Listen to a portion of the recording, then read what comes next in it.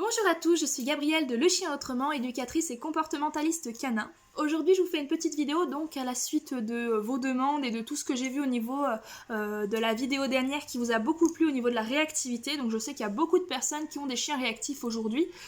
C'est très courant la réactivité, il faut savoir que c'est vraiment 3/4 du temps, c'est ce pourquoi on m'appelle et c'est ce pourquoi je travaille. Parce que voilà, il y a beaucoup de chiens réactifs de nos jours, par mauvaise socialisation, par mauvaise expérience, également, je sais pas, par mauvais assouvissement des besoins, enfin bref, il y a beaucoup de chiens réactifs et je trouve très important aujourd'hui de vous donner quelques clés en main pour pouvoir vous sortir de ce problème-là et faire évoluer votre chien progressivement.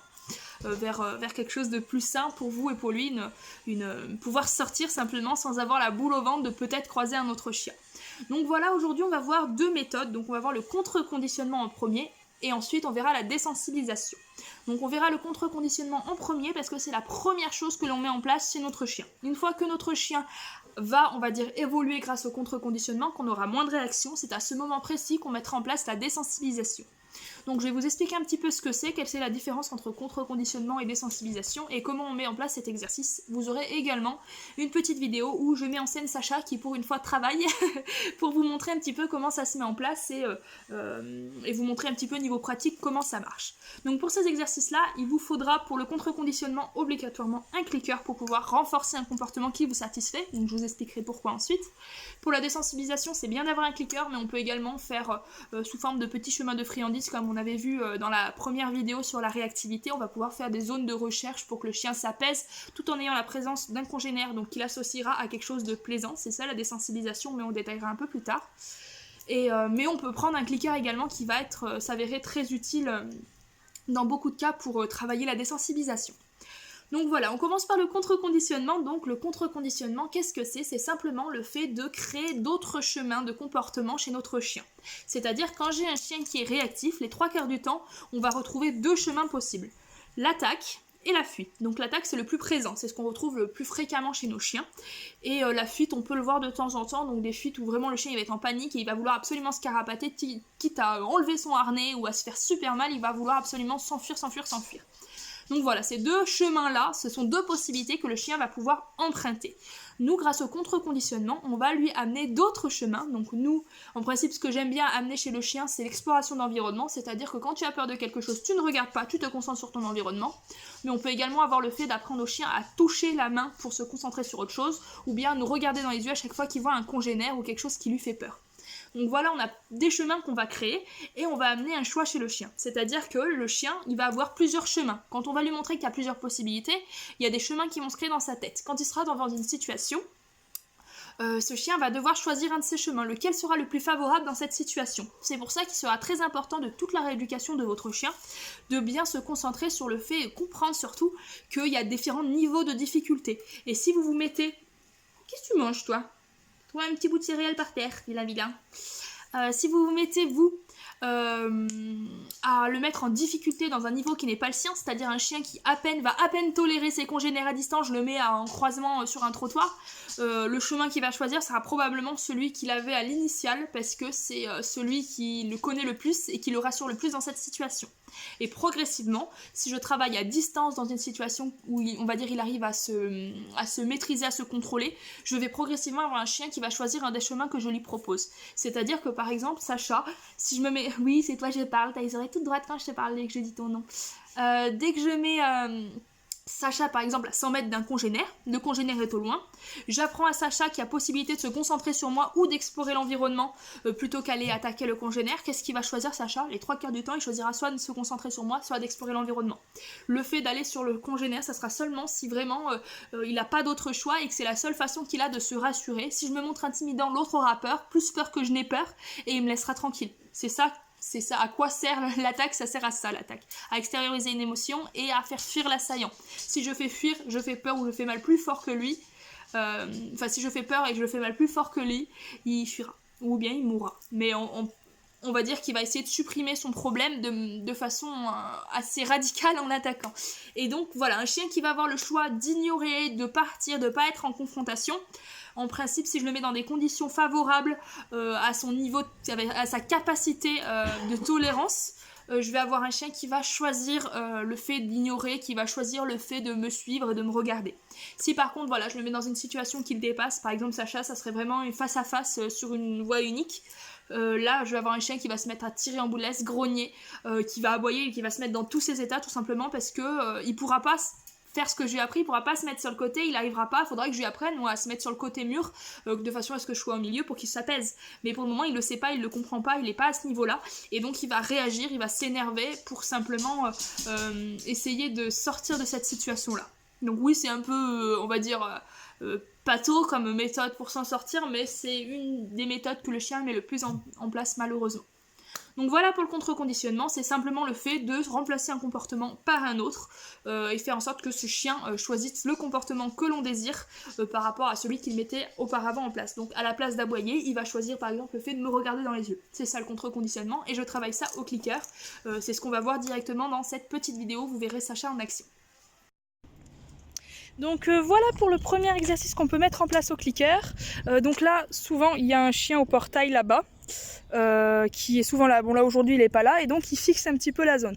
Donc ce que je fais c'est que soit j'attends que mon chien hop il détourne la tête, je clique et je récompense, soit je l'appelle. Le problème avec le fait de l'appeler, Sacha, ah Sacha, oui c'est bien, c'est que mon chien il va avoir tendance à ne pas être autonome, c'est-à-dire que quand j'attends simplement le fait qu'il se détourne tout seul, je vais avoir un conditionnement qui va se faire sur le mouvement de se détourner, c'est-à-dire que je vais avoir un chien qui naturellement, progressivement avec du travail bien sûr, ça se fait pas en 2 jours, va se mettre à se détourner tout seul, à ne plus observer si on veut ce portail là.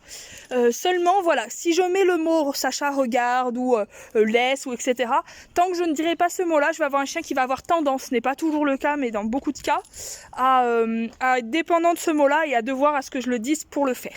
Donc voilà, le premier exercice, ça va être ça.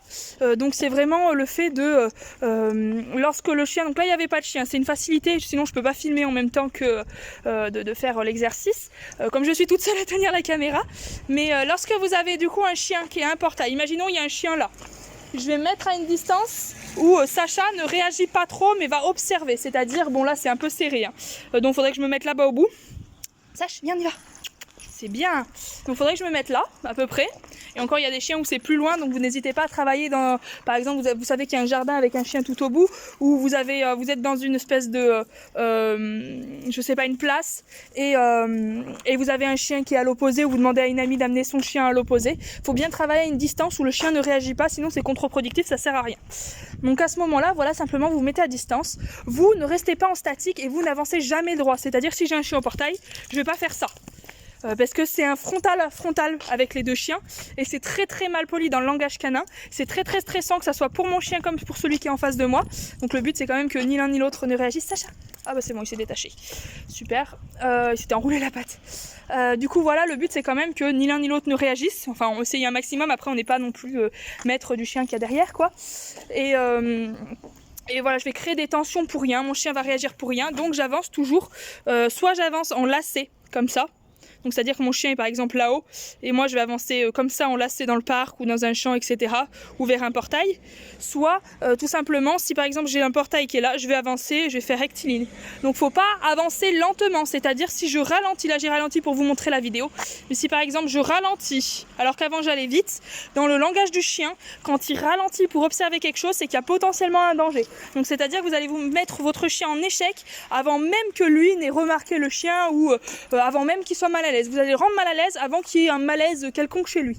Donc voilà, si vous voyez un autre chien, moi ce que je fais en principe c'est que j'attache la laisse autour de moi, donc c'est pas une laisse qui est faite pour, mais vous pouvez prendre des laisses des ceintures de canicross avec une laisse que vous attachez tout simplement.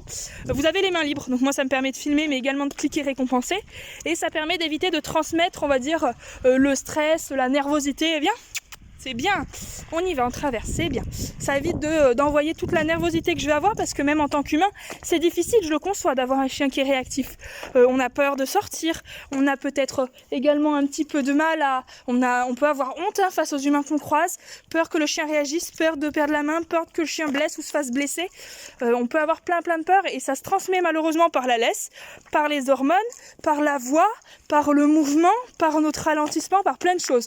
Donc plus je limite ce stress que je transmets, plus je vais avoir un chien qui va être zen au quotidien. Donc faut limiter dans l'interaction. Plus je limite mon stress, plus je limite celui de mon chien en fait, tout simplement. Voilà du coup pour la petite vidéo d'aujourd'hui, donc c'était une vidéo simple, hein, bête, basique, pour vous montrer un petit peu l'exercice qu'on peut mettre en place au clicker.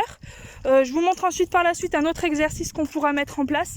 Là c'est du contre-conditionnement, ça s'appelle, et on verra par la suite un exercice de désensibilisation qui n'est pas du tout la même chose et dont on parlera dans la vidéo. Ensuite, maintenant, nous allons voir la désensibilisation. Donc, comme vous avez pu voir avec Sacha, c'est vraiment le fait d'apprendre un autre comportement que l'agression ou la fuite. Là, maintenant, la désensibilisation, c'est tout autre chose. C'est simplement que le chien a une gêne, une peur, et qu'on va transformer cette peur en neutralité ou en quelque chose que le chien va aimer. Donc, c'est-à-dire, j'ai peur des araignées, je vais désensibiliser la personne qui a peur des araignées, la personne n'a plus peur des araignées. C'est ça, la désensibilisation, c'est enlever la sensibilité qu'a un individu envers autre chose, que ce soit un autre individu de son espèce ou pas, ou que ça soit avec un objet, une situation ou autre. Je désensibilise, je retire une sensibilité que le chien a déjà pour lui permettre d'être neutre dans cette situation.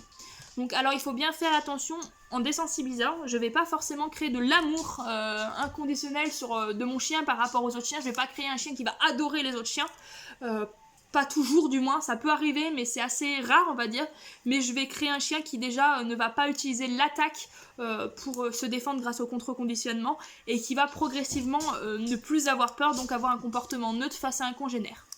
Tu arrêtes de t'embêter le chat, va-t'en, file. Oui arrête, je sais que t'as envie de jouer. C'est pas le moment, faut la vidéo là. Du coup, il est impatient ce chien. Franchement, il y en a beaucoup qui me disent je l'aimerais bien l'avoir, oh il est cool Sacha, il est bien éduqué, j'aimerais bien l'avoir, regarde il tire bien moins que le mien, regarde le mien il aboie, Sacha non. Tolérez-le une semaine, et après peut-être qu'on pourra en reparler. Il est très casse-pied, au niveau des émotions il a du mal à se gérer et au niveau caractère, il est à peu près le même que le mien, ce qui fait qu'on est souvent en querelle tous les deux. Hein? Petite patate? Mais bon, je l'aime quand même, il est gentil. Du coup, voilà, on reprend pour la désensibilisation, sinon moi je m'écarte. Trop d'amour pour toi, Sacha. Du coup, voilà, la désensibilisation, c'est vraiment le fait de retirer une sensibilité, d'amener quelque chose qui fait peur à ne plus faire peur, soit être neutre, soit être plaisant. Mais les 3/4 du temps, ça sera du neutre. Donc comment je fais? C'est simplement qu'à chaque fois que mon chien va être en présence de quelque chose qui lui fait peur, mais à une distance, dans une situation qui va pas non plus le mettre en état de panique, où le chien va être capable de se contrôler, mais qui va quand même être intrigué par ce qu'il a devant lui, ce qu'il a dans son environnement, et je vais associer en fait simplement cet individu qui lui fait peur, cette situation qui lui fait peur à quelque chose de plaisant. Donc je peux le faire comme vous allez le voir sur la vidéo avec un clicker, mais je peux le faire également en éparpillant un chemin de friandises ou en faisant une zone de plaisir, de recherche, comme on a vu également dans la dernière vidéo que vous aurez en description et également en proposition en fin de vidéo. Et voilà, je peux créer, en fait c'est simplement créer un plaisir, et ça sera la deuxième étape tout simplement parce que si je ne fais pas le contre-conditionnement, mon chien sera toujours en réaction parce qu'il n'aura pas d'autre chemin à choisir pour avoir un comportement qui sera agréable, et donc j'aurai pas l'opportunité, si on veut, de récompenser quand mon chien regarde sans faire de réaction abusive, parce qu'il ne saura pas se contrôler, il ne saura pas qu'il y a d'autres chemins possibles à l'affrontement en fait, si on veut. Donc voilà, important de mettre le contre-conditionnement en place. Ensuite c'est désensibilisation, et vous allez voir maintenant tout de suite comment on fait avec Sacha. Voilà du coup pour la deuxième partie du travail, tac, j'enlève la laisse de mes pieds. On travaille donc la désensibilisation avec Sacha. Donc là c'est un passage qui est difficile pour lui parce que les chiens sont assez chiants, ils font qu'aboyer. Donc ce qu'on va faire, alors on prend le clicker, soit on utilise le clicker, soit normalement dans ce cas là j'éparpille des friandises au sol. Mais voilà, le but c'est quand Sacha vient, les chiens sont là-bas, derrière le portail, enfin derrière l'espèce de grillage là. Quand Sacha va regarder, hop les chiens, je clique, je récompense. Et je fais ça tout le long. Quand mon chien regarde, je clique, je récompense. Et je continue ma route. Donc avec 2 mains, c'est bien plus facile qu'avec une. Allez, on continue? C'est bien. Il regarde, il est attentif, je clique, je récompense. Si mon chien réagit, c'est que j'ai probablement été trop proche ou trop vite dans mon travail. Donc voilà tout simplement ce qu'il faut faire, cliquer, récompenser. Sacha, tu viens mon titou? Tout simplement cliquer, récompenser quand le chien réagit bien. Tu viens mon titou? Là on va être trop proche pour Sacha. Ah non c'est bon, tiens. Je vais reculer du coup. Et puis voilà pour du coup la désensibilisation. Tout simplement, vous faites pareil que le contre-conditionnement au niveau du passage. C'est-à-dire que vous vous mettez à une distance où le chien réagit, votre chien ne réagit pas. Et vous allez cliquer récompenser, non pas cette fois quand il ne regarde plus ou produit un autre comportement que d'agresser, mais simplement lorsque le chien va observer sans comportement agressif le congénère qu'il a devant lui. Voilà du coup pour cette petite vidéo, je suis désolée pour le vent, si jamais on entend mal je réenregistrerai par-dessus à la maison. Et puis voilà du coup si vous avez des questions, vous n'hésitez surtout pas, je vous laisse avec la suite. Voilà donc pour l'exemple avec Sacha sur la désensibilisation. Hop, je remets la lumière. Voilà, j'espère en tout cas que ça a été clair pour vous, que c'est quelque chose qui est possible à mettre en place de votre côté. Sacha, va-t'en, je fais la vidéo. Allez, file, c'est bien. Voilà, donc si jamais vous avez des petites questions, il y a des choses que vous ne comprenez pas, il y a des choses qui sont un peu dures pour vous, vous aimeriez que, je sais pas, je puisse un petit peu plus vous aider là-dessus, vous n'hésitez surtout pas à m'envoyer un petit commentaire en dessous de la vidéo, donc que ça soit sur Facebook ou que ça soit sur YouTube, et puis comme ça je pourrai répondre à vos questions et vous épauler un petit peu plus là-dessus. Bon après voilà, comme je suis à distance, que je vois pas le chien, que je peux pas vous montrer physiquement ce que c'est, je vous recommande quand même, si vous avez un blocage, de contacter quelqu'un. Donc moi par exemple, je travaille en Isère, donc dans tout ce qui va être Pays Voironnais, Voiron, Moiran, Saint-Jean-de-Moiran, Rive, Renage, mais également tout ce qui va être Grenoble, Échirolles, Saint-Égrève, etc., qui peut se trouver autour, en fait, environ un rayon de 40-50 km autour de Renage. Voilà. Mais si jamais vous n'êtes pas dans ce rayon-là, dans cette zone-là, ce que vous pouvez faire, c'est tout simplement appeler la Team Capdog, donc qui est une page, enfin envoyer un message plutôt sur Messenger à la Team Capdog, qui est une page en fait Facebook où on va avoir un registre assez large quand même d'éducateurs et comportementalistes canins dans le genre de méthode que je pratique, donc méthode bienveillante et en éthologie moderne, c'est-à-dire qu'ils connaissent le comportement canin avant même de penser à travailler, on travaille déjà à étudier ce comportement-là, et qui vont donc mettre en place des méthodes qui seront respectueuses pour votre chien et qui seront cohérentes, on va dire, à tout ce qu'on connaît au niveau du comportement canin de nos jours. Donc voilà pour cette petite vidéo, si jamais vous avez des questions, on n'hésite surtout pas. Si ça vous a plu, je vous laisse liker et partager. Et puis je vous rappelle également donc que je fais des petites formations en ligne qui vous permettent à tous, hein, c'est pas forcément que des personnes qui veulent devenir éducateurs, c'est vraiment des formations pour vous, propriétaires de chiens, que vous puissiez un petit peu plus vous y retrouver sans forcément avoir besoin de faire appel à quelqu'un physiquement. Donc c'est des formations qui sont complètes, qui vous apprennent à comprendre votre chien, parce qu'avant de travailler quoi que ce soit, c'est important de comprendre pourquoi le problème est là. Ça va vous permettre également de travailler votre relationnel avec l'animal, donc c'est quand même super important d'avoir une bonne relation avec son chien avant de penser à le travailler. Ça va vous permettre de gérer les émotions de votre animal, apprendre à ce que lui comprenne ses émotions et à ce que lui apprenne à les gérer, donc avoir un chien qui sera plus apaisé pour travailler, je trouve que c'est quelque chose d'essentiel. On a vu ta queue sur la vidéo, viens te montrer entier. Et enfin bref, tout le blabla, ça c'est Ninja que j'ai adopté parce que monsieur était abandonné dehors, mon pauvre Mimi. Je l'aime pas trop, je le porte, je te laisse y aller. Je préfère les caresses. Et donc voilà, ces formations-là que je fais, donc pour le moment il y a la formation de la marche en laisse sur le bout des doigts, qui est vraiment complète et qui vous permet à la fin, toute fin, d'avoir un chien qui marche super bien en laisse, et également un chien qui a les besoins qui vont être assouvis. Comprendre votre animal, c'est quand même, je pense, la base des bases pour pouvoir avoir une bonne relation. Voilà du coup pour cette petite aparté sur les formations en ligne. Moi je vous dis à bientôt, si jamais ça vous plaît, mettez bien un like, comme ça moi je vois si ça plaît vraiment ces vidéos sur la réactivité. Et puis n'hésitez pas à me proposer d'autres sujets, ou si vous avez des questions ou que je peux amener d'autres vidéos sur le sujet, n'hésitez surtout pas. C'est vraiment un sujet qui est important pour beaucoup, je trouve, la réactivité, et je le vois que ça vous intéresse beaucoup. Donc si vous avez des choses, des questions ou autres, n'hésitez surtout pas. Voilà pour cette vidéo, moi je vous dis à très bientôt et puis je vous souhaite une bonne journée, bye.